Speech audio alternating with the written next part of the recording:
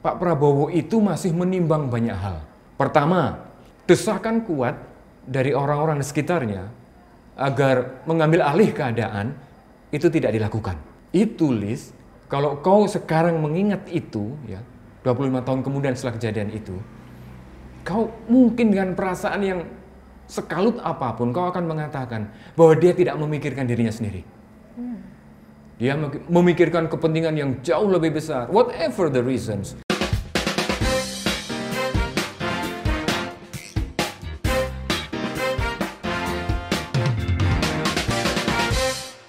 Om Adi, ini belakangan sih ada isu bagus nih di TikTok.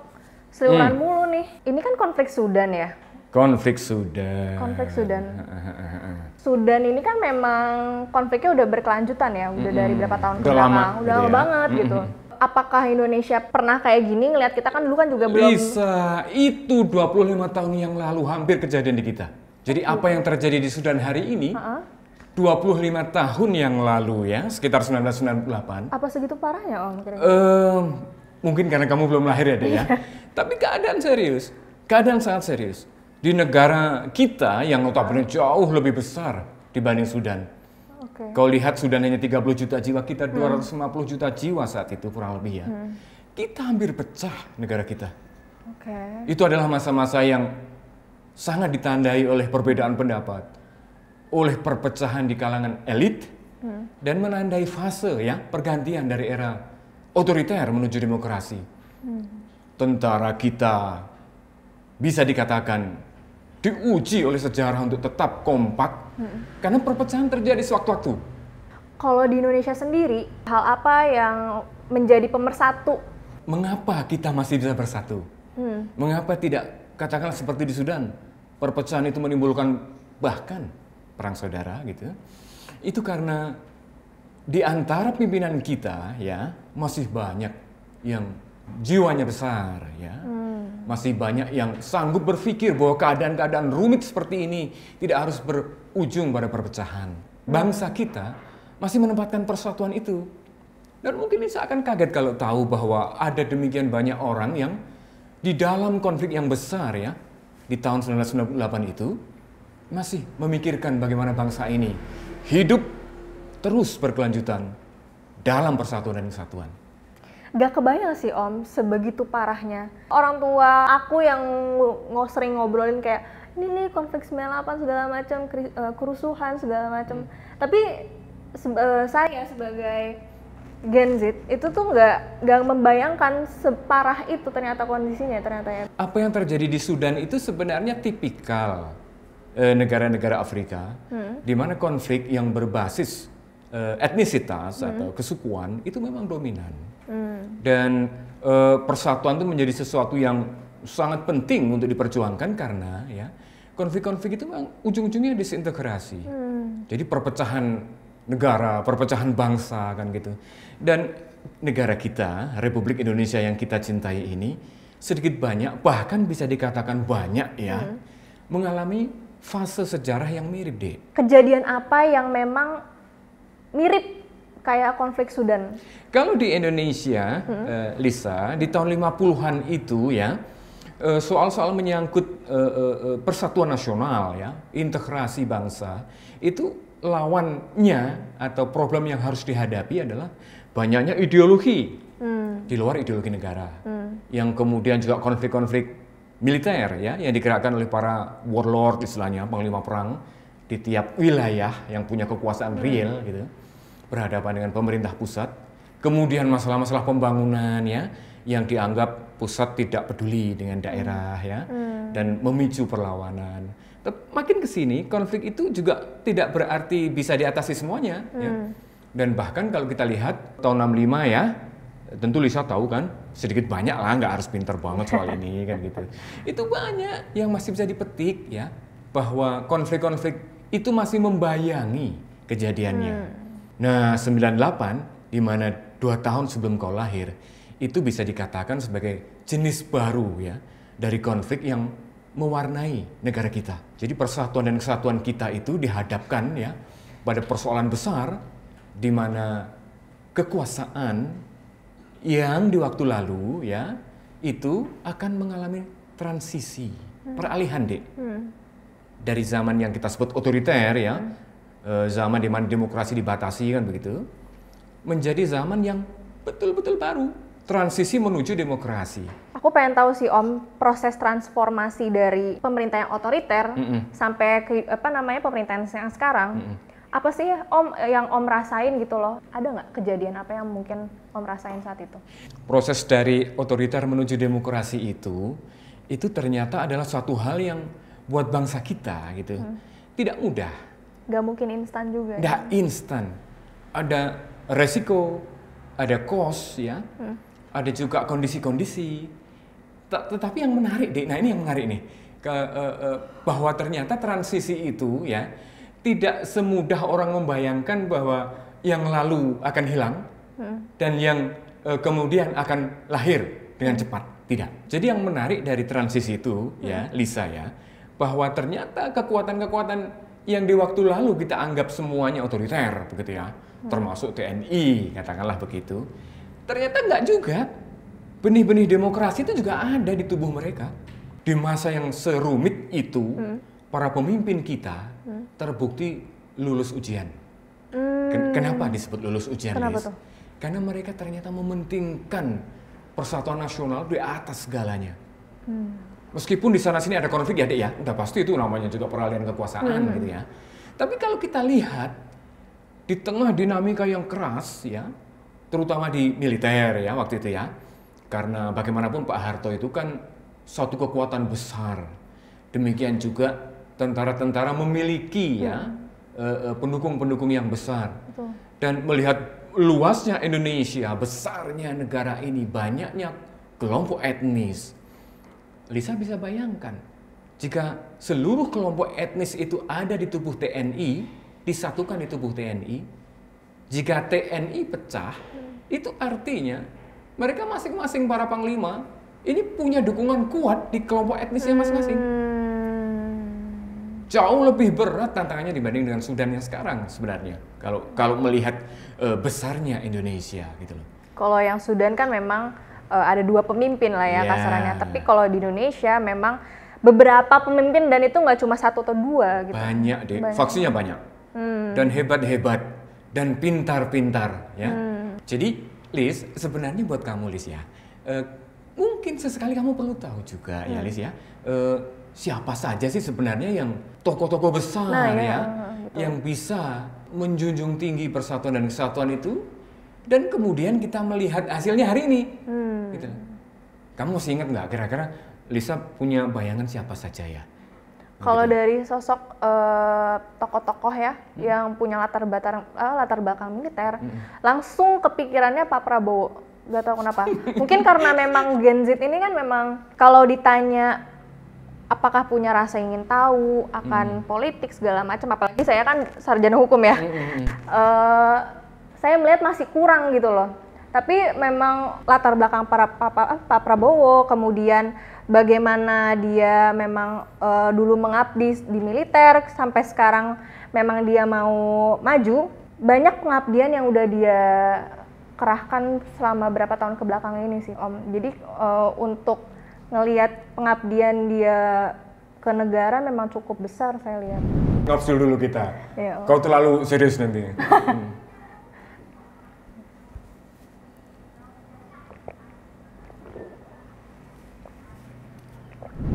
Tentu saja tidak mudah menjelaskannya, karena kalau kita melakukan studi biografi gitu ya, kemudian kita tahu siapa Pak Prabowo gitu, pertumbuhan kepribadiannya dan bagaimana dia mengalami masa-masa yang katakanlah secara politik itu sangat larut gitu ya, yang dia alami sebagai impact kehidupan orang tuanya kan gitu. Betul. Dan kemudian ketika terjadi perubahan besar di negara kita dari Orde Lama ke Orde Baru, dia datang ke negaranya dalam keadaan yang sudah berubah. Dan itu dia masih remaja. Dia di formative years-nya itu banyak dibentuk oleh keadaan-keadaan yang seperti itu gitu. Dan kemudian ketika tahun 60-an ya, Pak Harto merangkul Pak Mitro ya, orang tua Pak Prabowo, dan kemudian memberikan peranan besar dalam pembangunan ekonomi, dan Pak Prabowo kemudian tumbuh menjadi dari remaja menjadi pemuda, kemudian masuk akademi militer, ya. Jadi itu suatu hal yang sungguh bukan kebetulan, ya. Bukan kebetulan, tetapi satu resultan dari pertemuan banyak faktor dalam perkembangan kepribadian dia, ya, yang kemudian muaranya adalah pada pendidikan militer. Jadi bisa dibayangkan, dia mungkin mengalami terlalu banyak hal untuk anak seusianya ketika masuk ke akademi. Banyak hal dalam hal ini adalah impact dari kondisi-kondisi politik, ya. Jadi saya mungkin menduga, atau bahkan mungkin banyak orang juga menduga, ya, bahwa sebelum masuk ke akademi sekalipun, sebenarnya Pak Prabowo itu sudah punya satu mindset gitulah ya kira-kira ya, tentang bagaimana negara ini mesti dijalankan gitu. Dan itu di usia yang masih relatif muda. Kalau kau mungkin pingin tahu ya apa yang terjadi lebih detail gitu di 98 dan khusus ke Pak Prabowo, mungkin untuk generasi kamu bisa banyak baca di sumber-sumber baik yang dicetak ya maupun yang lain. Tetapi sebenarnya dari sisi Om ya, yang ikut melihat langsung dan merasakan bagaimana kejadian-kejadian saat itu, 25 tahun kemudian Om bisa melihatnya dengan sedikit banyak lebih, kabut itu lebih banyak tersingkap ya. Maksud Om tuh begini, jadi kalau melihat Pak Prabowo waktu itu sebagai pangkostrat, dalam suatu situasi di mana negara didefinisikan dalam keadaan terancam, atau barangkali kalimatnya adalah kekuasaan Pak Harto sedang terancam begitu, maka satu hal yang saya kira wajar jika masing-masing memiliki cara untuk mendefinisikan situasi. Definisi situasi itu artinya adalah, Liz, kau dalam posisimu gitu ya, dan kewenangan yang kau miliki gitu, kau punya hak untuk mendefinisikan keadaan. Dan Pak Prabowo ya, dalam posisi sebagai pangkostrat memegang komando tempur ya atas pasukan angkatan darat yang besar. Ya kalau beliau merasa harus melakukan tindakan pengamanan ya, menurut definisi beliau, ya saya kira making sense, masuk akal itu, gitu loh. Dan bahwa kemudian keyakinan beliau itu kemudian berbenturan atau berbeda pendapat, katakanlah dengan atasannya atau pihak-pihak eksternal yang lain, itu pasti akan terjadi. Karena masing-masing punya definisi yang berbeda atas keadaan saat itu, kan gitu kan. Tapi jangan lupa bahwa dalam keadaan yang rumit seperti itu, ketika di atas itu terjadi katakanlah ya suatu konflik elit gitu, Pak Prabowo itu masih menimbang banyak hal. Pertama, desakan kuat dari orang-orang di sekitarnya agar mengambil alih keadaan itu tidak dilakukan.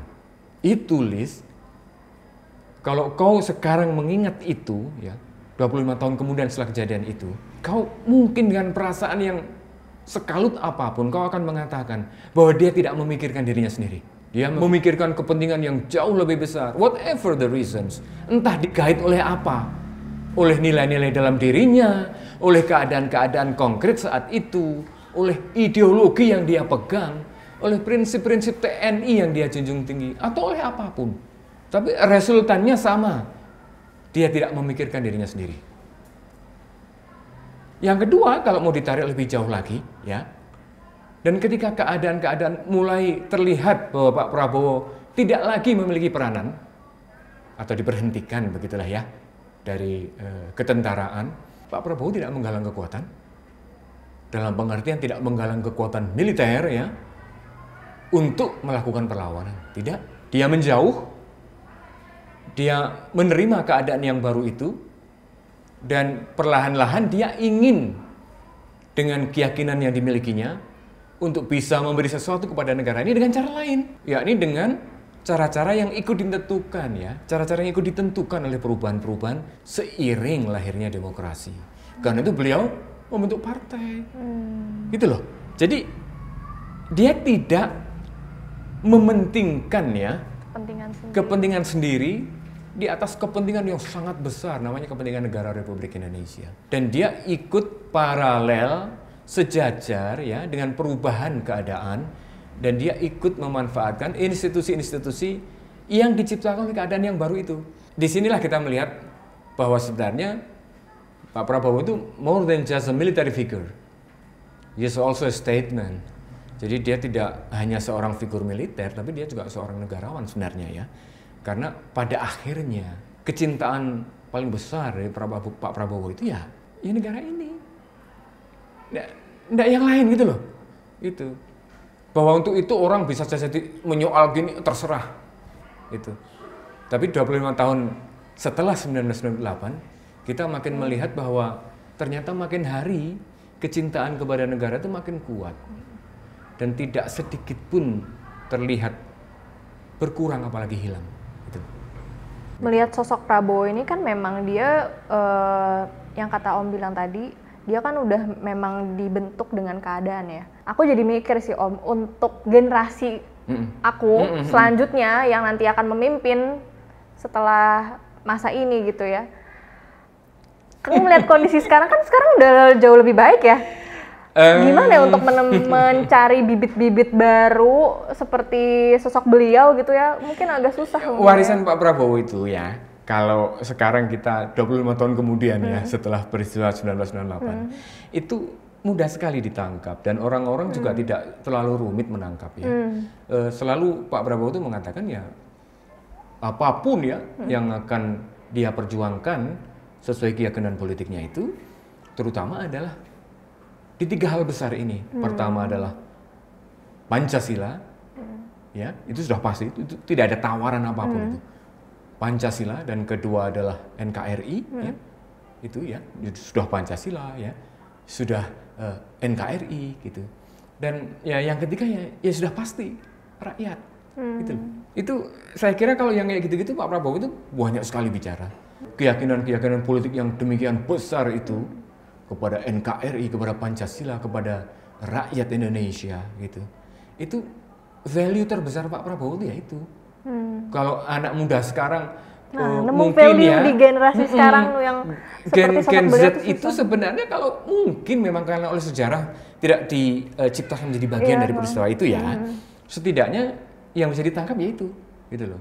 Nah sekarang kan biasa namanya politik ya, satu dinamika yang luar biasa lah, yang satu sama lain saling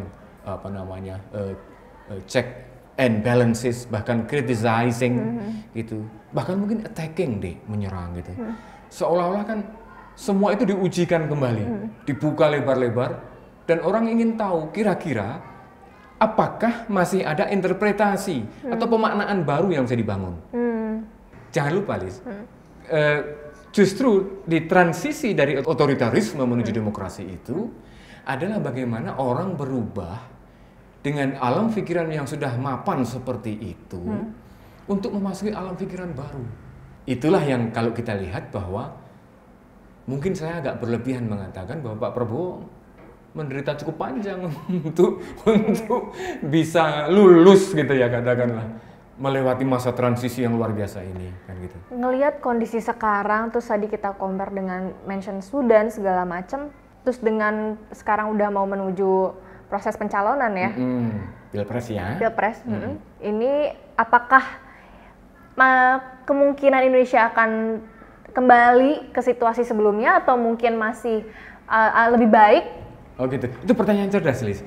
Saya kira begini, kau pasti mungkin ingin tahu ya. Ada beberapa, nggak cuma aku sih, mungkin banyak orang yang di proses ini ada ketakutan tersendiri. Apa kita gitu akan kembali ke era itu? Gitu? Iya betul.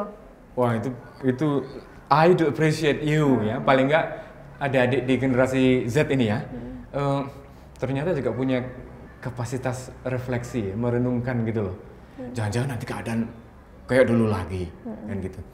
Om sebagai orang yang sedikit banyak ya ikut merasakan langsung bagaimana transisi dari otoritarisme menuju demokrasi itu, ya bisa memaklumi kalau muncul kekhawatiran macam itu. Tapi mungkin kita harus melihat beberapa hal dulu, Liz, yang tidak serta-merta gitu ya akan terjadi seperti apa yang kamu khawatirkan gitu.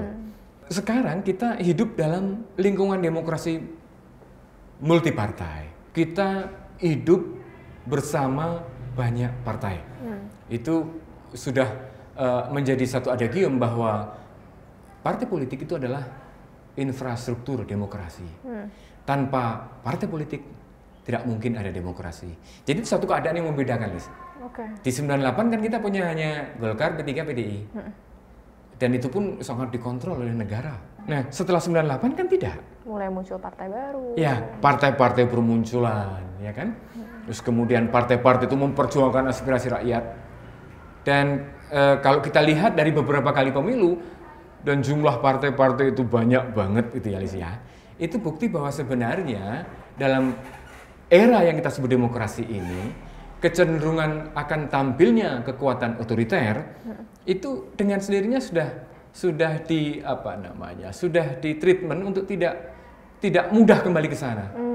Dan tentu kita bersyukur ya pada Tuhan, juga pada bangsa besar ini, bahwa tentara nasional kita makin melengkapi dirinya dengan doktrin-doktrin yang menopang profesionalisme.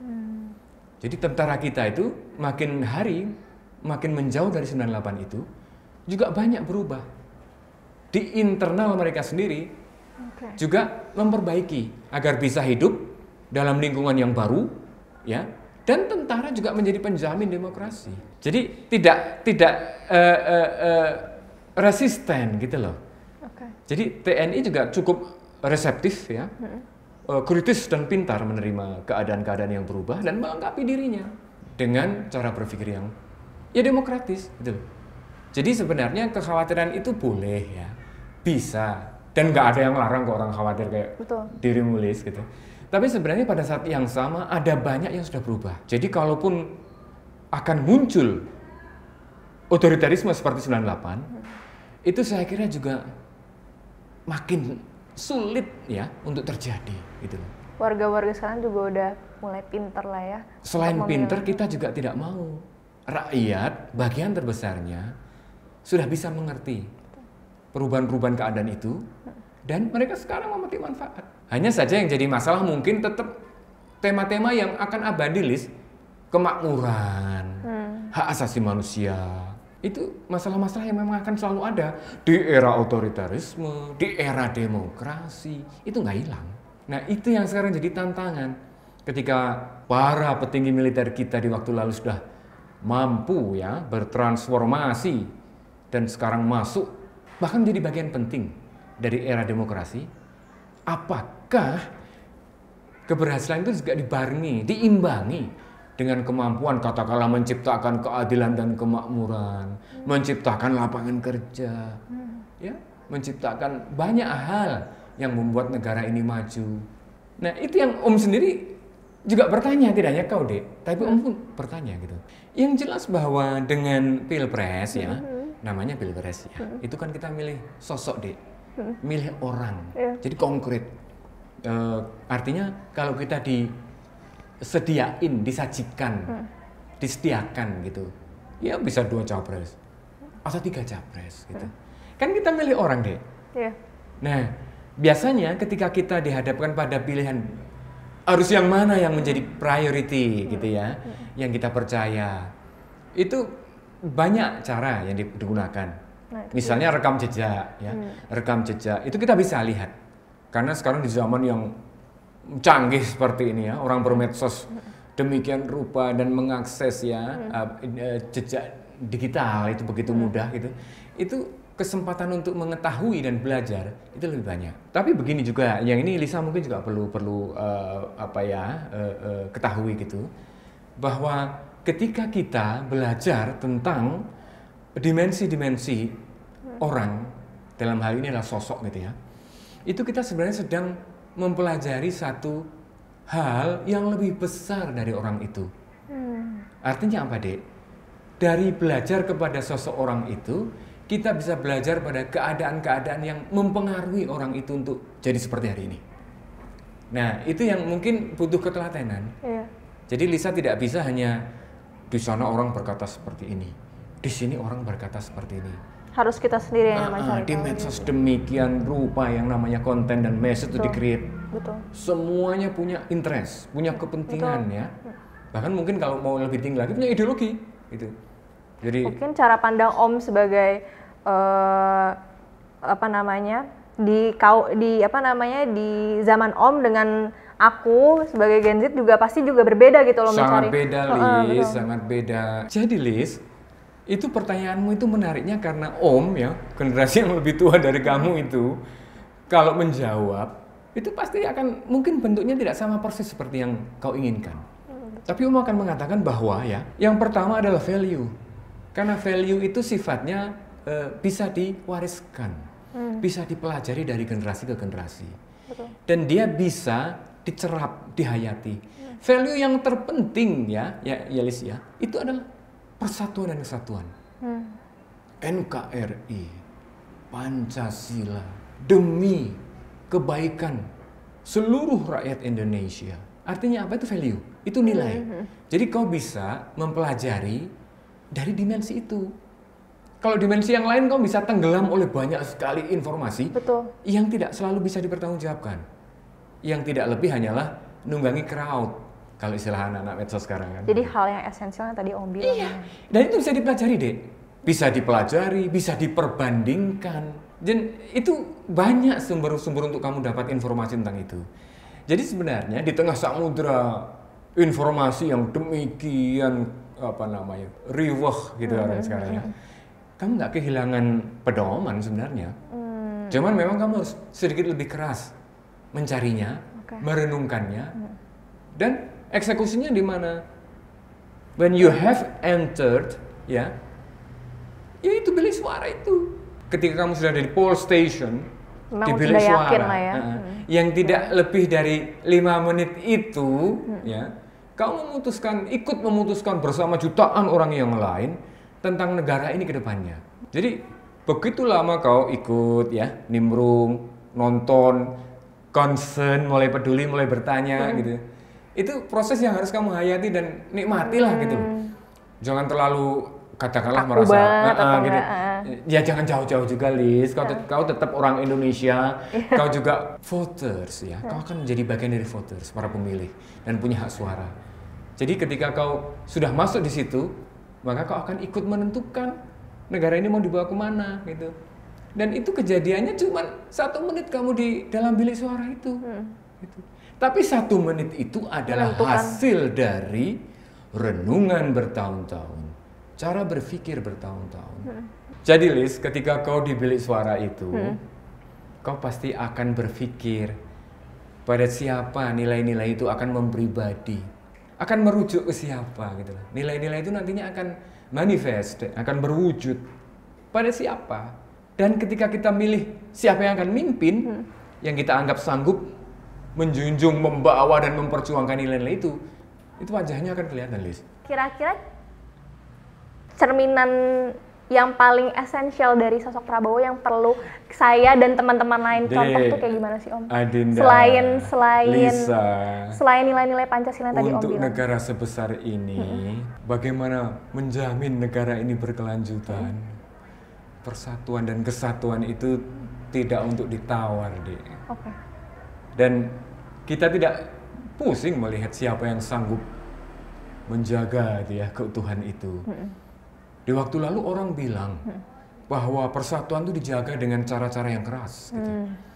Bagaimana persatuan bisa dijaga di alam demokrasi yang semua orang punya kebebasan berekspresi, semua orang bisa mengutarakan pikirannya, dan kekerasan bukanlah jalan satu-satunya gitu. Bagaimana persatuan dan kesatuan diusahakan? Gitu. Ya saya kira kita tahu bahwa tidak banyak orang yang bisa menjalani orde politik berbeda. Betul. Dan tetap kuat memegang teguh keyakinan politiknya dengan instrumen baru yang beda dengan era sebelumnya. Itu artinya apa, Dek? Jadi sebenarnya kau bebas memilih siapapun yang menurut keyakinanmu ya, gitu. Tetapi terkait hal-hal yang historis seperti itu, yang bisa diperbandingkan, bisa dipelajari, atau kata orang sekarang bisa dinegosiasikan ya, gitu, dengan keadaan-keadaan, akan kelihatan itu. Jadi semua itu akan to be embodiment, akan mewujud ke sosok. Itulah sebenarnya cara yang paling mudah untuk mengetahui apa yang sebenarnya tengah terjadi hari ini, gitu loh. Di tengah kita ya kondisi-kondisi yang sangat baru dalam hal utamanya informasi, cara kita mengonsumsi informasi. Ya kita hayati saja, kan memang peradabannya seperti ini deh. Betul. Nggak bisa ditolak. Iya. Betul. Jadi meskipun di tengah peradaban bermedsos yang luar biasa bebas, clue untuk mendapatkan seseorang atau tokoh ya yang menurut keyakinanmu bisa membawa negara ini maju, itu bisa kamu lakukan, bisa didapat. Dan saya tetap ingin mengatakan ya, silahkan Lis, kamu pilih sesuai keyakinanmu, gitu loh. Kalau Om, ya Om punya dong, kan Om lebih tua dari kamu. Punya penilaian ya, sendiri. jauh lebih Om rasain. kaya untuk melihat banyak hal gitu. Tapi untuk generasi kamu, Lis, itu yang Om bisa katakan. Jadi selamat memilih ya di Februari 2024. Obrolan kali ini banyak kebuka mata aku banget sih Om. Harus kita sebagai milenial memang harus nyari tahu lebih, bukan asal nyoblos juga. Harus pemikirannya juga jauh pandangannya ke depan gimana, karena penentuannya iya dong, itu Lis, kan pastinya. kau akan jadi pemimpin generasimu, Lis. Apalagi buat yang tahun sekarang baru pertama kali nyoblos sih. Iya, itu kan satu pengalaman yang luar biasa kan. Dimana kau selama ini menjalani hidupmu dengan begitu nikmatnya gitu. Iya, Tiba-tiba betul. kemudian ada orang bilang begini, Nyoblos besok tahun kau nyoblos nggak? Kau mesti mikirin negara mau dibawa kemana. Iya, Oh, gede banget tuh rasanya persoalan itu kan gitu. Iya, Tapi itu tidak bisa kau hindari, Lis. Betul. Iya.